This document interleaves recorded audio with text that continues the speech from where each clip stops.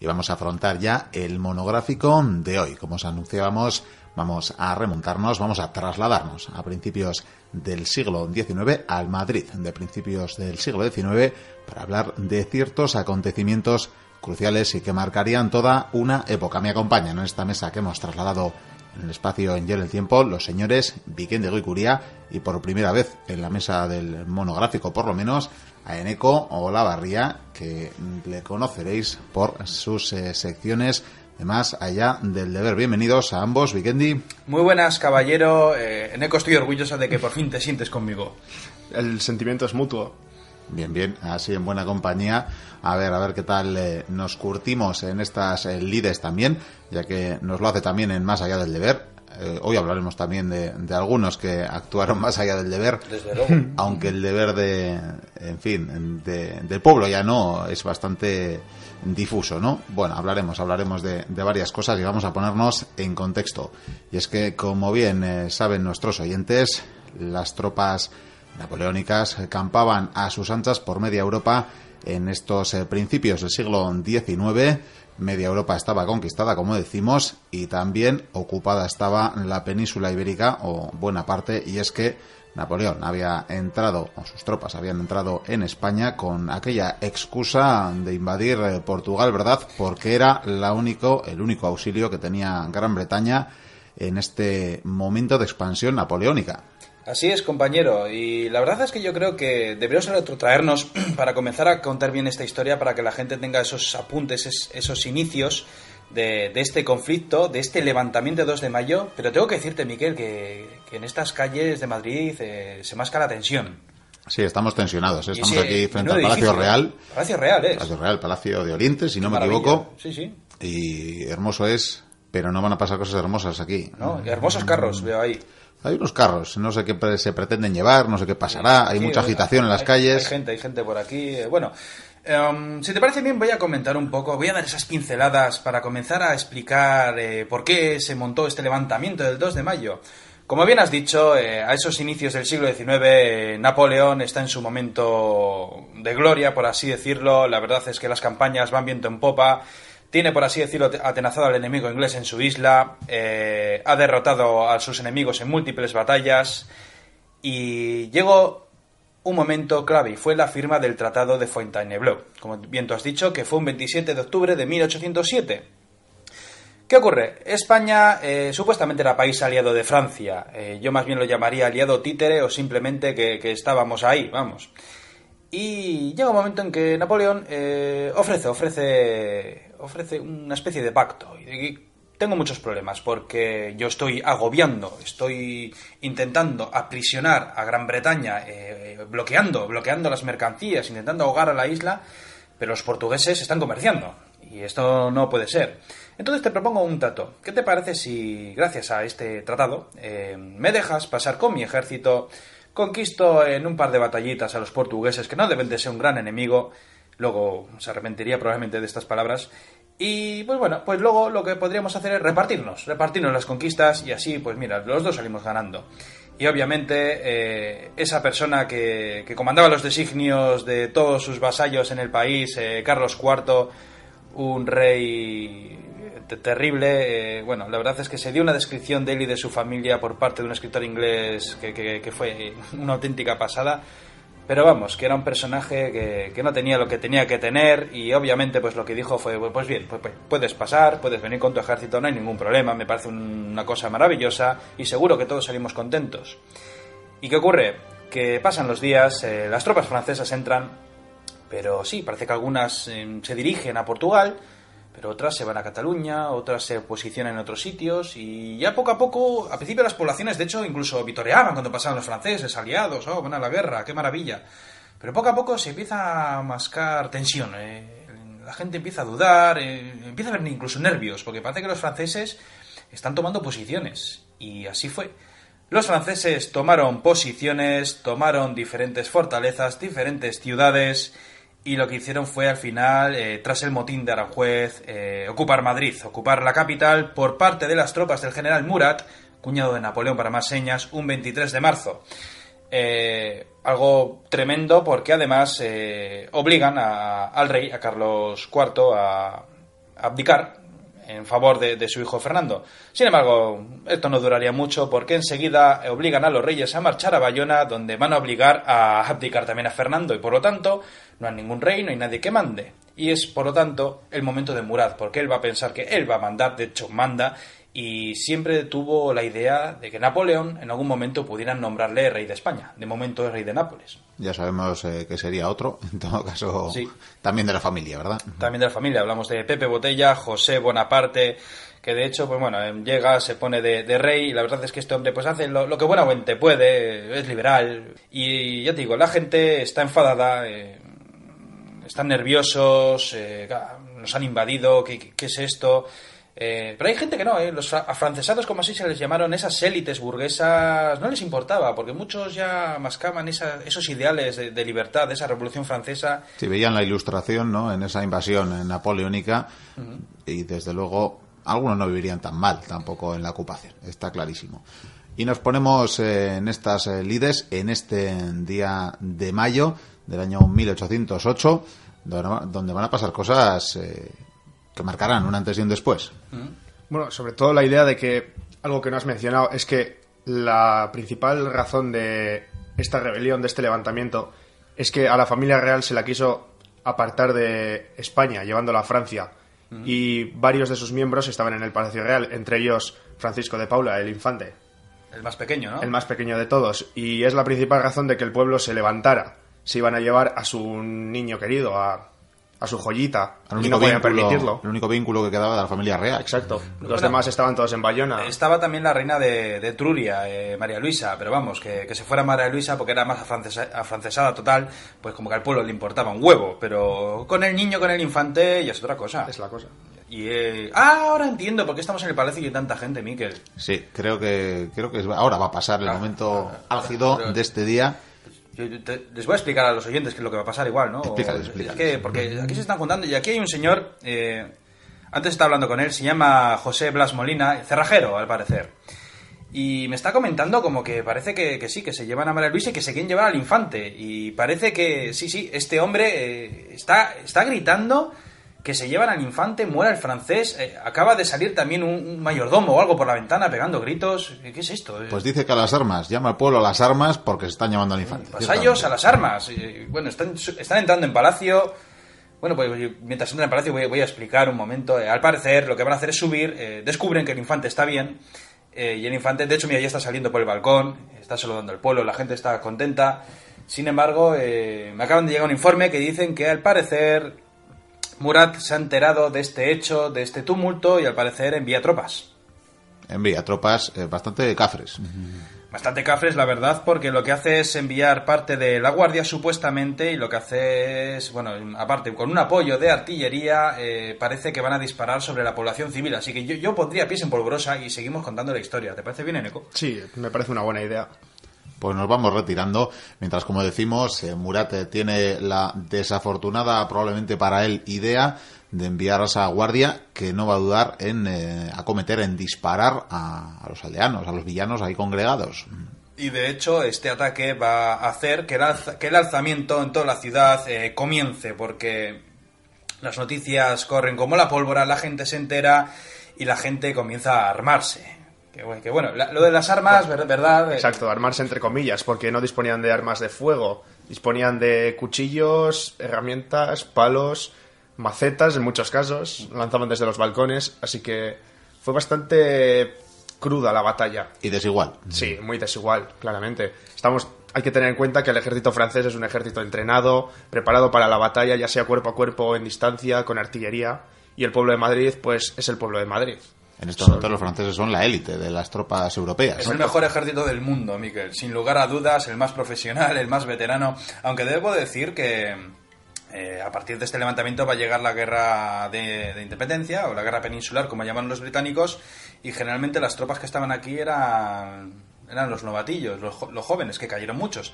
De hecho, esto va a ser un problema, porque, como tú bien has dicho, la gente sale con cuchillos, palos, todo lo que pilla, la mítica navaja carretera. Decían que a los franceses se les helaba la sangre cuando oían los 7 chasquidos que debía hacer la navaja de crac, crac, crac, crac, crac, cuando la abres. que eso ya ponía los pelos de punta a los franceses, que por cierto muchos cayeron porque estaban paseando, tomándose un café o un poco estaban fuera de servicio. Sí, con sus Sí, pasillos. en principio era una ocupación teóricamente pacífica y por tanto esos soldados franceses pues paseaban, deambulaban tranquilamente por las calles de Madrid cuando al correrse la voz sobre esos acontecimientos muchísimos madrileños echaban a la calle, como bien decís, con esas armas rudimentarias, con navajas y con lo que tenían. No olvidemos que teníamos incluso, ¿verdad? Luego tendremos alguna heroína que tenía armas más rudimentarias aún, como una maceta. Sí. Y por tanto sí, empiezan a ver las primeras bajas. Probablemente buena parte de las bajas francesas se produjeron en estas primeras horas de la mañana, sí, en las que se estaba corriendo la voz. Sí, además ya te digo que la gente está muy cabreada, no hace más que irse por las calles, mueran los franceses, acabemos con Napoleón, acabemos con Murat. Yo te digo que de todas maneras armas de fuego hay quien tiene en su casa algún que otro fusil o bueno, el típico arcabuz antiguo, mosquete o trabuco y por supuesto pistolas, no tenemos que olvidar. De hecho aquí hubo una historia de una cárcel, no sé si os acordáis, pero en una de las cárceles los presos al enterarse del levantamiento quisieron salir y nada, pues que... Quisieron salir para sumarse al tumulto, vaya. Salieron los guardias y el alcaide, pues al parecer no puso mucho impedimento, no quiso meterse en el asunto porque lo mismo arremetían contra él. Y salieron, y dicen que cuando acabó este levantamiento regresaron con casacas francesas llenos de sangre y sonriendo y bebiendo y riendo. Pero fue, ya te digo que algo tremendo. Desde luego este levantamiento los franceses pronto empiezan a advertir lo que sucede y que por supuesto tienen que controlarlo por la fuerza. Sí, bueno, disponían de una guarnición bastante limitada, teniendo en cuenta, como has dicho, es una conquista pacífica. Y bueno, la principal idea que tienen los líderes de la resistencia madrileña es tomar las puertas. Si toman las puertas pueden dejar el fuerte del ejército francés fuera, pueden mantenerlo a raya. Y hay que tener en cuenta que era un ejército bastante considerable, eran aproximadamente 30.000 hombres, bien equipados, bien entrenados. Eso es lo que tenemos en las puertas, como quien dice, de Madrid. Sí, quieren frenarles en las puertas. Exacto, pero es muy difícil porque las puertas están, como decimos, en control de los franceses, hay que tomarlas, aunque es un ataque por sorpresa, pues no saldrá demasiado bien, habrá muchas bajas entre los madrileños, muchas bajas entre los franceses también, porque es todo el pueblo de Madrid, es muchísima gente, no se sabe ni siquiera la cantidad de gente que participó, y bueno, parece que salieron bastante bien parados los franceses. Además, los franceses tenían que alucinar porque hubo una especie de organización, así, y no es broma, porque aparte de las hordas que se iban juntando en las plazas mayores, véase la Puerta del Sol, por ejemplo, en las calles y los barrios se generaban grupos con líderes, personajes que surgían, esos héroes, que surgían sin más en ese momento de tensión y de nervios y pues nada, podías ver al típico cabecilla con 20, 30 o 50 detrás suyos y lo que hacían era pertrecharse con todo lo que tenían. Ya digo que cualquier cosa servía, desde una botella rota, cualquier elemento, y lo que hacían era ir a la caza del francés. Por supuesto, muchos de estos caerían porque los franceses impondrían una norma, y es que había que apresar, incluso disparar en el acto, a aquellos que tuvieran un arma en sus manos. Y en estas estamos... Además, la verdad es que la implicación de las madrileñas también es encomiable, porque las madrileñas, muchas de ellas salieron con los hombres a la calle, ya te digo que se hicieron fuertes con ellos en las plazas, iban con esos cuchillos jamoneros y todo lo que pillaban por medio, y por supuesto eran los francotiradores de la ciudad, porque... posicionándose en los balcones tenían por suerte unos objetos que servían de elementos perfectos para matar franceses, y eran las macetas. Las macetas, y ahí tenemos esa figura, creo que era Manuela Malasaña, sí, una de las protagonistas que arrollaría a algún jefe, creo que era, ¿no? Era el hijo de un general, si no me equivoco, un chaval que tenía una carrera perfecta, iba a ser un grande del ejército francés. Y sí, cayó de un macetazo en la cabeza. Sí, fue un problema. Y de todas maneras, como bien ha dicho Neko, los problemas se acumulan por una razón. Mientras los madrileños se siguen aunando más en el conflicto, vamos a matar franceses, por muchas trabas que intentan poner en las puertas, los 30.000 soldados que avanzan con las órdenes de Murat para tomar las calles han entrado en la ciudad. Han entrado en la ciudad y me imagino que van a empezar a revertir esa caza que se estaba dando hasta el momento. Sí, bueno, sobre todo hay que tener en cuenta también las tropas mercenarias que no tienen ninguna piedad con los madrileños. Mientras que los franceses intentan, algunos, ser más moderados, no intentan que el pueblo tampoco... La idea es que no les odien, después van a ser sus líderes, por así decirlo. No puedes tener a un pueblo que te odia, porque no vas a ser líder de nadie. Pero en cambio, por ejemplo, tenemos un cuadro de Goya, La carga de los mamelucos, del 2 de mayo, muy famoso, en el que se puede ver la crueldad con la que luchan tanto los mercenarios moros como los madrileños. Y es una imagen bastante clara de cómo fue el conflicto en este caso, porque es un cuadro lleno de violencia y caos. Caos es la palabra. Combate cuerpo a cuerpo, sangriento, con ira en los ojos. Además, esa carga de los mamelucos fue terrible porque cuando se lanzaron en tropel contra los madrileños, cayeron muchos madrileños bajo el alfanje de estas tropas egipcias. De hecho, además, ahí estaba su líder, que fue uno de los héroes de la batalla de Austerlitz, que además le dijo a Napoleón que si él podía iba a traerle la cabeza del emperador. Un personaje tremendo. Y encabezando esta carga, este hombre murió, porque al principio la carga fue arrolladora, sin embargo los madrileños empezaron a acercarles, y empezaron a destripar caballos, empezó a caer algún que otro jinete, y ese líder también acabó, no sé si destripado o le abrieron el cuello, pero el caso es que se vieron incluso, aunque la carga inicial fue exitosa, se vieron luego abrumados y tuvieron que pedir refuerzos. De hecho, Murat estaba muy cabreado, porque tardaban.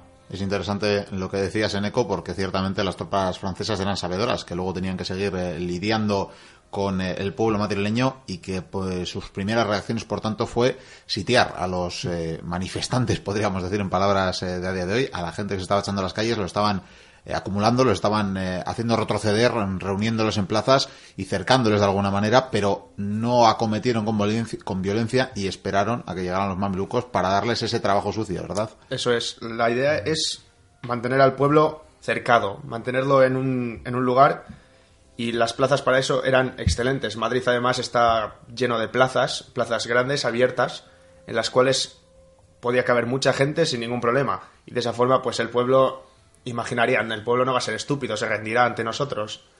Pero bueno, eso no terminó de ser así tampoco.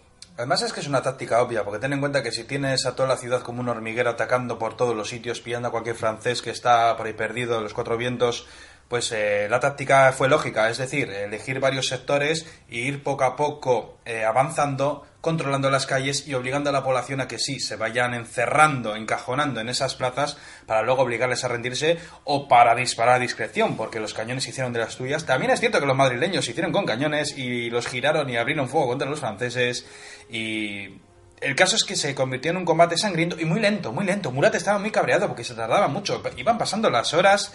¿Qué pasa? Además, podías ver por las calles apostados a, yo qué sé, una compañía de franceses pegando tiros, pero que se esconden en coberturas porque están cayendo balas de todos los sitios, o de repente sale cualquier enajenado con un cuchillo de Goya francés y se va corriendo. Y llega un momento en que al principio mantienen un orden, pero luego parece ser que comienzan a tener gatillo fácil. Pero porque es que están nerviosos, están cabreados y vamos, a cualquiera que lleve un arma en las manos, en muchos casos le pegaban un tiro.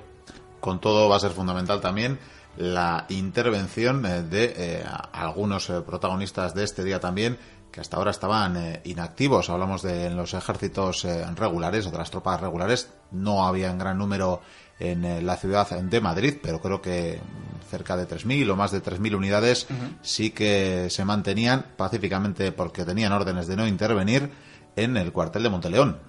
Además, esto fue culpa de Francisco Javier Negrete, que era el capitán general, y lo que hizo fue ordenar a todos los militares acuartelados que se mantuvieran inactivos. A muchos no les importó, porque dijo, con este follón que se está montando no me atrevo, pero otros no, otros decían, ¿esto qué es? Hay que levantarse. De hecho, el pueblo incluso les veían y les insultaban, ¿pero qué hacéis ahí? ¿Por qué no salís a luchar? Que os lo estamos pidiendo a gritos. Que nos están masacrando, vaya. Nos están masacrando, sí. Están luchando los que no deberían de luchar. Y ya te digo que el ejército, pues muy mal, muy mal. De hecho, este fue uno de los golpes vitales porque cuando empieza la guerra de independencia, pues poco queda del ejército español. Poco queda, ciertamente. Y bueno, en este día tenemos, creo, un primer protagonista, que era Pedro Velarde. Sí, Pedro Velarde, junto a otro compañero suyo, Daoiz, que eran ambos capitanes del ejército español, junto con los regulares que había en ese momento en Madrid, se atrincheraron en el parque de artillería de Monteleón. Y debieron de resistir bastante bien, aunque ambos fallecieron en la batalla, murieron en acto de combate. Y bueno, fue una batalla muy dura, disponían de poco equipamiento, el entrenamiento también era bastante no era muy bueno, porque las tropas, generalmente las mejor equipadas del ejército español en ese momento, estaban con Napoleón en el frente. Estaban combatiendo en el norte. En el norte de Europa, sí. Sí, y los que estaban aquí, pues... Algunos... También es cierto que algunos oficiales españoles se unieron a los franceses, muy pocos, pero algunos lo hicieron. Y la gran mayoría, pues... No pudo hacer mucho por esa falta de equipamiento, de hombres, la falta de entrenamiento de muchos de ellos y el caos. Sobre todo el caos es que hay que comprender el caos que había en esta batalla. Era un infierno. Era un infierno, entre otras cosas, y como bien apuntas, porque no contaban con tropas bien pertrechadas, pero creo que una de las principales decisiones que inspira a Velarde, o que le convence a Velarde a Daoiz, es entregar las pocas armas de las que disponen al pueblo. Sí, pero es que esto de Velarde y Daoiz, yo creo que es el momento de explicarlo, sí, para darle un poco de dramatismo al asunto, porque montaron un buen follón. Porque Velarde estaba con otros oficiales y él estaba todo el rato, pues, que no puede ser, que no podemos estar inactivos. Al final se cabreó y se fue solo por su cuenta. Le siguieron un par de soldados. Se contó con Daoiz y le estuvo comiendo la oreja. Daoiz no lo veía bien, pero de momento seguía las órdenes. Y Velarde le decía, hay que batirse, hay que luchar, no podemos permitir esto. Y al final le comió la cabeza y Daoiz dice, me cago en la leche. Tienen un puñado de soldados, porque es lo que tienen, un puñado de soldados. En el Parque Monteleón hay unos cuantos más. Por supuesto, también hay franceses en el Parque Monteleón, que de hecho los tienen presos. Y tiene muy poca gente, pero por suerte llegan los madrileños. Hay muchos que por ahí pasan, que van al parque y de hecho se corre la voz. Hay que ir al Parque Monteleón, que ahí se hacen fuertes.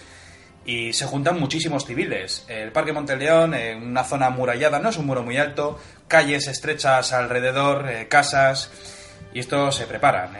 Tienen, bueno, una pieza de artillería, tienen varias piezas de artillería que, bueno, con las que se pueden defender bastante bien, y se organizan, se parapetan en el muro, y cuando llegan los franceses... disparan, los franceses se esconden, intentan avanzar, no hay manera, se tiran horas liándose a tiros. Llega un momento en que envían refuerzos los franceses, ven que no pueden, llega un momento en que ya envían más franceses, de hecho mira, estamos llegando al Parque Monteleón, por cierto, está ahí. Bueno, se está convirtiendo en una situación rara. Además es era una el situación... último bastión de la insurgencia de este día, de este 2 de mayo. Que no les daba la gana rendirse. De hecho, hubo peticiones de que se rindieran, que os vamos a masacrar. Ni por esas. Podías ver a las mujeres también pegando tiros, muchas cargaban las armas, traían el agua y el vino, les animaban. Cerca estaba un convento, que estaban las monjas, bueno, debía estar la superiora incluso animando a los soldados, dando estampitas para que acaben con los franceses. Había mucho odio contra los franceses. Y en estas estamos, que entre tiro y tiro llega un momento en que los franceses ya ejercen presión por todos los lados. Los españoles, que han caído muchos, ya no pueden más, que se quedan sin munición. Yo ya no sé ni qué le están metiendo al cañón, me imagino que hasta piedras del suelo, tornillos, todo lo que se te pueda ocurrir. Se defienden con ellas siguientes, pero llega un momento en que ya entran en tropel, a la bayoneta, caen muchos. De hecho, Velarde cae en combate. Daoiz es herido y luego más tarde también muere. La mayoría de los hombres que cayeron o fueron heridos, creo que al final consiguieron salvar el pellejo, por suerte, si no me equivoco. Bueno, más tarde serían ejecutados. Sí, bueno, ejecutarían a todos los villanos, a los ciudadanos de a pie, y a los militares les arrestarían, vaya. Les arrestarían. Acabaron, civiles, quedaron muy pocos tras el combate. Unos cuantos consiguieron huir saltando las tapias. De hecho, dicen que Molina debió de andar también por allí. O sea, que, lo que tuvo que vivir este personaje a lo largo del día, porque se debió de pasear por media capital, dando vueltas, pegando tiros a los franceses y pegando gritos. Y debió ser una escena impresionante.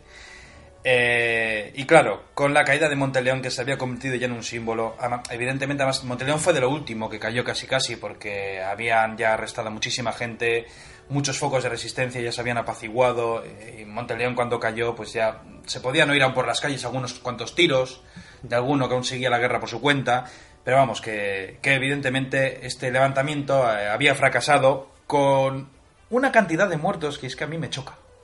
Ya, es muy reducida.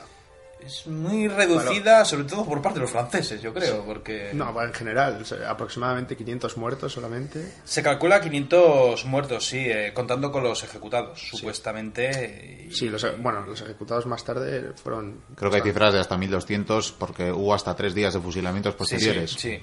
Pero bueno, en un principio, en aquella jornada, rondaron los 500 muertos. bueno, supuestamente hay datos, ha habido muchos estudiosos que han estado mirando el asunto. A mí me parecen pocos. También es cierto que hubo muchas escenas, que esto no se cuenta, de actos de heroísmo por parte de salvar vidas, porque había muchos españoles que cogían a heridos franceses y los llevaban a los hospitales para salvarles. Ahí estaban las monjitas ahí salvándoles la vida como bien podían.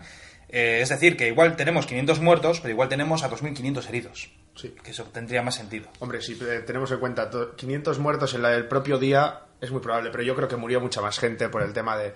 En esa época la medicina no estaba muy avanzada. Sí, probablemente en los días Un posteriores... simple corte podías acabar pues, Sí. hecho una piltrafa. En las semanas posteriores probablemente se producirían más muertos. siempre. En todo caso, no hemos dado la cifra de los franceses, que creo que eran poco más de 100. Los Sí, un cifras poco que nos más, dan. sí. Las cifras de los franceses supuestamente está demostrado, pero a mí me da la impresión, esto es cosa mía, si me tienen que llover los palos que me lluevan, pero yo creo que mintieron. Sí, es propaganda. Yo creo que es como para agrandar la valentía del ejército francés. Bueno, en todo caso, muchos seguro que los tirarían por cunetas, por Sí, hombre, pozos, habría zanjas, sí. muchos no aparecerían. No, decían de hecho que había muchas casas con gente enterrada. Tampoco el típico sería que, extraño. sí, el típico que coge la navaja, degüella a uno o dos franceses, los mete en su casa, los entierra y aquí no ha pasado nada. Pero sí es cierto que desde mi punto de vista yo creo que pusieron que eso, habían tenido un puñado de bajas francesas por el simple hecho del ejército francés que es invencible en los campos de batalla, pues no puede tener tantas bajas. Pero yo creo que sí, porque solamente en el inicio del conflicto, cuando van pillando a los que están por ahí dándose un paseo por la ciudad, ya tuvieron que ser muchos, docenas. En los combates, solamente con la carga de los mamelucos, cayeron muchos mamelucos. Es probable que En el los Parque Montelegón mamelucos también. no les Ya, contaran los las mamelucos. bajas también, no me extrañaría. Pero Pero Los gabachos es lo que tienen. esto mismo hizo Hernán Cortés con la Noche Triste. No, me han matado 2 o 3. un puñado de Más o españoles menos. que cobran casi 1.000, o sea, una barbaridad. Esto es como las manifestaciones a día de hoy, que según convocantes o el Sí, gobierno de sí. turno son o 50.000 o 1.000.000, así que puede ser similar. Si a día de hoy, con toda la tecnología que tenemos, todavía hacemos esas cuentas, Sí, pero es que es acojonante porque hoy en día es que tienes dos fotos que parece que está la misma cantidad de gente, que son como hormigas, y en uno igual te pone que hay 60.000 y en otro hay 1,5 millones. Ya, Que eso es no asombroso. te vas a poner a contar cabecitas. bueno, en todo caso, lo hemos mentado antes, creo que lo decía Neko por encima. Desde luego tuvimos un testigo de excepción Sí. que, pues bueno, fotografías aéreas al modo Google Maps no nos dejó, pero sí nos dejaría algunos cuadros inolvidables. O sea, hablamos de Francisco de Goya, por supuesto, que sería testigo. No es que se lo contaran o que lo hiciera de oídas, sino que presenció los acontecimientos de aquel día, aquel 2 de mayo, y por eso hizo varias obras respecto a los fusilamientos, respecto a la carga de los mamelucos, y desde luego imágenes inolvidables que ayudarían, ¿no?, a que pasara ese día a la historia. Sí. También hay otro cuadro de Joaquín Sorolla, que es justamente del Parque de Artillería de Monteleón, en el que aparece la escena en la que muere, no sé si es Velarde, me parece que sí es Velarde, que aparece Velarde con una herida de bala, un cañón junto a él. Es David. El que murió a la del Es cañón David. fue David, que al Pues final David. le tenía, no sé Sí. si varios palazos, y al final le metieron con el sable. Y bueno, es un cuadro más, es posterior, es del neoclásico, tal, es unos años después, pero también es un cuadro que muestra muy bien la escena, muestra como, es que no es una guerra, es simplemente una matanza, no es una batalla, era una carnicería. Y hablando de los fusilamientos, pues sí, lo que hicieron fue coger a aquellos madrileños que portaban armas, como bien he dicho antes, que bueno, que se llevaron un montón y fusilaron a esas personas. Sin embargo, me imagino que muchos otros madrileños es que ni siquiera fueron a fusilarles porque ya estaban fusilados. Sí, es de Porque hay mucha inquina, hay mucha rabia en ese momento y bueno, es lo que hay. Fusilaron a muchísima gente, decían de hecho más que se oían los disparos por la noche, y ese famoso cuadro como bien has dicho, pero ocurrió algo terrible, porque Murat, había por fin aplacado la ira del pueblo madrileño, se sentía por fin fuerte, ya no estaba tan cabreado, tenía que informar al señor Napoleón que nunca iba a ser rey de España, Murat, como bien he dicho al principio. Sin embargo, tiene un problema. Y es que ese 2 de mayo por la tarde, en la villa de Móstoles, el político Juan Pérez Villamil hizo firmar a los alcaldes del pueblo, de este pueblo de Móstoles, Andrés Tejón y Simón Hernández, un edicto por el cual se llamaba a las armas a todos los españoles para hacer frente al francés. Esto se propagó como la pólvora por todo el país, porque claro, nadie se había enterado de lo que había pasado en Madrid. Esto se propagó pero rapidísimo, fueron los mensajeros corriendo de un pueblo, de una ciudad a otra Sí, sin es que parar. este primer mensajero creo que se recorrió 180 y pico kilómetros Y se murió. en una misma jornada. hasta que reventó el caballo prácticamente continuó sumando, pues bueno, ciertamente municipios a la llamada a las armas. Esto es como que vienen los casacarrojas. Básicamente. Y desde luego lo que había sido una carnicería, como bien apuntaba Eneco, se convertiría en la chispa que encendió una guerra. La guerra de independencia frente a esa máquina de guerra que era Francia, la Francia napoleónica de la época. Pero lo interesante de todo esto es que cuando llegan las noticias, los pueblos, las ciudades, las provincias declaran la guerra al francés por su cuenta. De repente cogen, llega uno a Asturias, por ejemplo, y cogen los asturianos, montan el ejército, se empiezan a enviar misivas, se empiezan a juntar los hombres, se empiezan a reclutar voluntarios, vamos a dar guerra a los franceses. Cada uno va por su cuenta, los cuarteles de los militares ni se han enterado, reciben las noticias, ¿qué hacemos? Se juntan los regulares con los irregulares, y es cuando todas las provincias empiezan a unar fuerzas, empiezan a juntarse las tropas para hacer guerra a los franceses. Una guerra que para mí comenzó este 2 de mayo. Sin lugar a dudas, comenzó este 2 de mayo y que terminaría de 1808 y que terminaría en 1814. 6 años de guerra terrible. Yo siempre he pensado que para los franceses la península ibérica fue un Vietnam. Sí, desde luego. ¿Para cuántos ha sido un Vietnam? Sí, para unos cuantos, desde luego. Sí, de los romanos también. Para ellos era un Vietnam. Desde Roma, pero bueno, es que no hay que olvidar que desde ese momento, y se alarga tanto el conflicto, porque desde ese momento son miles y miles, decenas de miles probablemente, los que se lanzan al monte, esos cuatreros, esos guerrilleros de guerrillas, ciertamente, que van a entorpecer el avance de los franceses, que les van a saltar en los caminos, que van a atacar sus campamentos en pequeñas unidades. Desde luego sería la ayuda imprescindible que tendría el ejército inglés, ¿no? Que es quien en realidad, ¿no? haría había una frase que decía que la parte gruesa del trabajo. Wellington fue el torero en esta guerra. Sí, los banderilleros fueron los guerrilleros. Sí. Que se de todas maneras, monte, no olvidemos que esta guerra también salpicó a los portugueses, corrió mucha sangre portuguesa en esta guerra.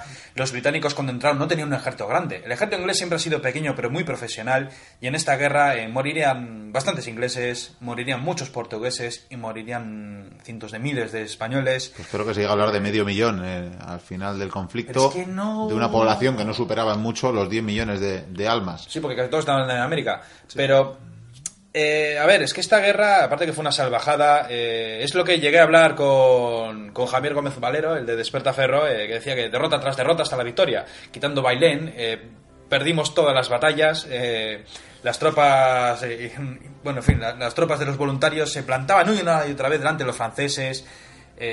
Cada vez que había una batalla nos daban una paliza, y estos hombres, es que era increíble la voluntad, el odio que tenía hacia el enemigo extranjero, que perdían la batalla, volvían derrotados y en unos pocos meses se volvían a recuperar y volvían otra vez a la gresca.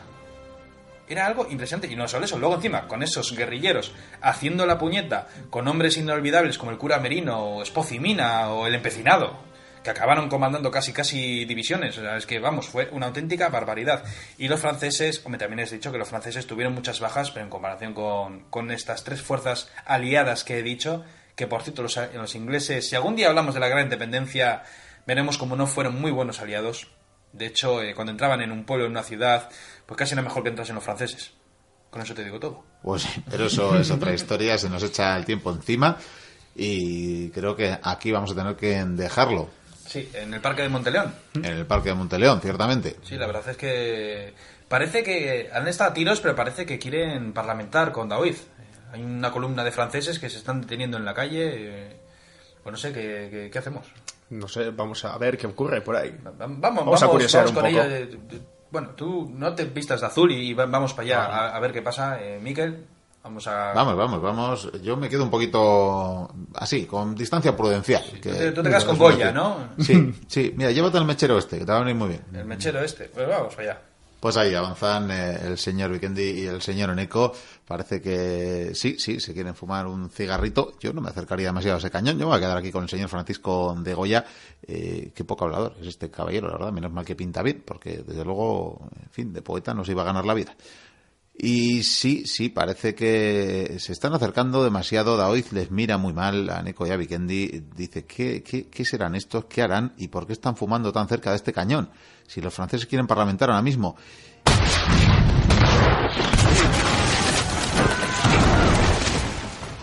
Vaya, para mí que estos han tenido algo que ver. Yo casi que salgo copetado porque esto tiene mala pinta.